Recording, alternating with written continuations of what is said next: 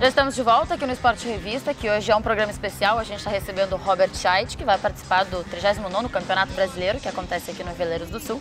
E por isso ele está aqui com a gente, né, fazendo essa participação especial.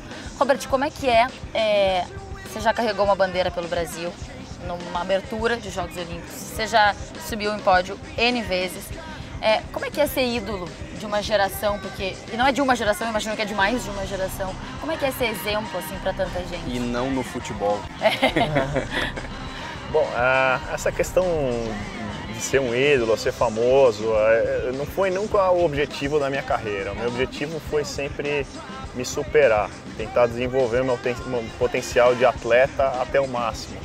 E se isso é uma medalha olímpica, um título mundial, um campeonato estadual, aí ia depender um pouco do meu talento e do meu trabalho, mas felizmente cheguei muito longe no esporte e hoje eu tenho uma responsabilidade, que é ser o exemplo para essa nova geração. Então eu tento sempre pensar que eles estão vendo uma pessoa que eles vão se espelhar e que vai dar o exemplo. Então eu tento sempre passar um exemplo positivo para a galera aí que está começando e dizer para eles, mostrar para eles principalmente que é possível você chegar a conquistar medalhas. Você precisa realmente fazer um planejamento passo a passo e gostar muito do que está fazendo e estar disposto a trabalhar muito duro. E você teve um Robert Scheidt assim na vida, alguém para se espelhar? Eu tive vários. Eu tive no início da minha carreira o Alex Welter, que foi o campeão olímpico em 1980, e quando ele voltou da Olimpíada de Moscou, eu pedi um autógrafo para ele. E ele até hoje lembra desse autógrafo que ele deu, eu tinha 7 anos naquela época. Depois disso eu tive uma rivalidade muito intensa com o Peter Tanchait na laser, que acho que foi um grande salto para a minha carreira eu ter tido a referência do Peter. E depois velejar contra o Torben e o Lars Grael também, que são grandes ídolos do esporte. As disputas com eles me tornaram muito mais fortes do que eu seria se eu não tivesse tido elas. Então, acho que são histórias esportivas que só acrescentam. E essa questão da idolatria, ela traz duas coisas, né? Traz a fama natural, que é consequência, e traz a responsabilidade que você falou. E a gente acompanhando um pouco, Robert, você nos parece um cara, apesar, né, de toda a representatividade, um cara muito tranquilo, muito sossegado, muito família. Como é que é o Robert longe do rio, longe da água, ou você não consegue ficar muito longe da água? Bom, a vela está no sangue, então é claro que eu não velejo todo dia, mas quase 200 dias por ano a gente está em cima de um barco, que é muita coisa. E quando eu não estou no barco, eu tenho alguns hobbies que eu gosto de fazer, mas hoje em dia meu principal é estar com a minha família. Eu casei em 2008, tivemos um filho, o Eric, hoje está com 3 anos e meio, então andar com ele, mostrar as coisas para ele, passear, é uma das atividades preferidas para mim. Fora isso, eu gosto muito de mountain bike. A gente pedala muito quando está na Itália, que a gente tem uma casa lá. Um tênisinho, né? E tênis também, que faz tempo que eu não jogo, porque eu não tô arriscando fazer coisa demais, mas o tênis sempre foi uma paixão para mim. Eu joguei quando era garoto, participei de torneios. E é um hobby, sim, mas hoje em dia a família é a prioridade. E você começou muito cedo, né? Talvez, como você falou, né, a vela está no sangue, estava na família. Você pretende passar esse legado ou não está pensando muito nisso? Eu pretendo ensiná-lo a velejar, passar o que tanto o pai e a mãe, que é velejadora, também fizeram uma grande parte da vida deles. Eu acho que é importante ele conhecer a atividade que a gente fez. Agora, dali para ele se tornar um vencedor, um campeão, acho que é um grande passo. Então aí vai depender dele, de ele querer. Claro. Acho que vamos ver. Adoraria se quisesse, mas não vou cobrá-lo disso. Acho que o exemplo melhor foi o do meu pai, que me deu a oportunidade de velejar, mas nunca me cobrou nenhum treino, nenhuma vitória, nada. Só ficou meio bravo quando eu perdi a Olimpíada de Sydney para o inglês. Como é que é essa cobrança que existe assim da família? Desde o início lá você disse, ele te apoiava, né, pelo visto, mas existia uma cobrança, eu não digo nem de títulos, mas uma cobrança para você treinar bastante, enfim?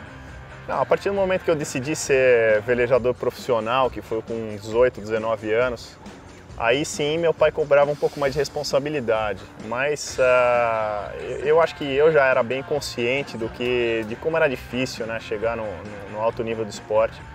E tiveram algumas coisas que eu tive que abdicar, algumas festas que eu não pude ir, Normal. algumas férias que eu tive que passar no exterior treinando, competindo, passei natais fora de casa, passei ano novo na Austrália treinando.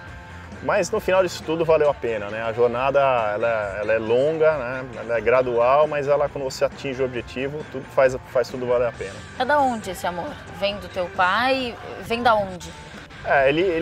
A semente veio da família, do meu pai, que já era velejador. Mas depois eu acho que a sensação de liberdade que a vela te dá, a sensação de você conduzir um barco, usar a força do vento, não usar um motor, uma coisa que você usa, tem uma interação com a natureza enorme. E a sensação de liberdade que a vela te dá. Então isso tudo me atraiu. E depois o espírito competitivo, porque desde os meus primeiros anos no esporte eu sempre competia, jogava tênis e tal.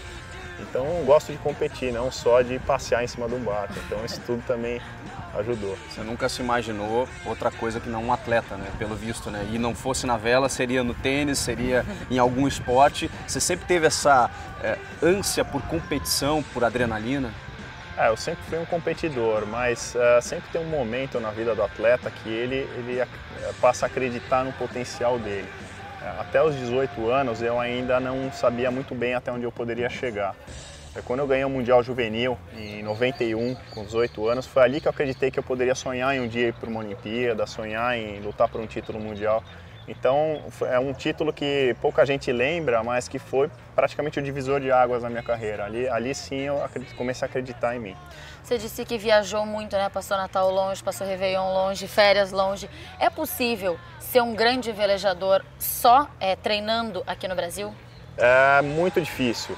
Eu não diria que é impossível, mas essa troca de informações, as competições de alto nível, todas acontecem principalmente na Europa. Tem um circuito que começa em abril e vai até setembro de competições lá, que são de altíssimo nível técnico, competições que a gente não tem aqui. Então acho que para treinar o Brasil é excelente pelas condições climáticas, mas tem que haver um intercâmbio com os atletas estrangeiros e as grandes competições para você se afirmar e ganhar ritmo de competição. Mas são escolas diferentes? Assim, a gente tem mais força em uma coisa, eles têm outra? Sim, eu acho que cada país, cada atleta tem uma maneira diferente de trabalhar. Essa troca de informações é importante, mas eu digo que o Brasil ele é excelente para você treinar e ganhar a técnica da velejada, mas a parte da competição, de você amadurecer dentro de uma competição, ela precisa normalmente ser feita na Europa. Uhum. Bom, a gente vai continuar no último bloco do Esporte Revista, sabendo um pouquinho mais do Robert Scheid, esse grande atleta brasileiro que está com a gente aqui no Esporte Revista. Então, não sai daí que a gente já volta.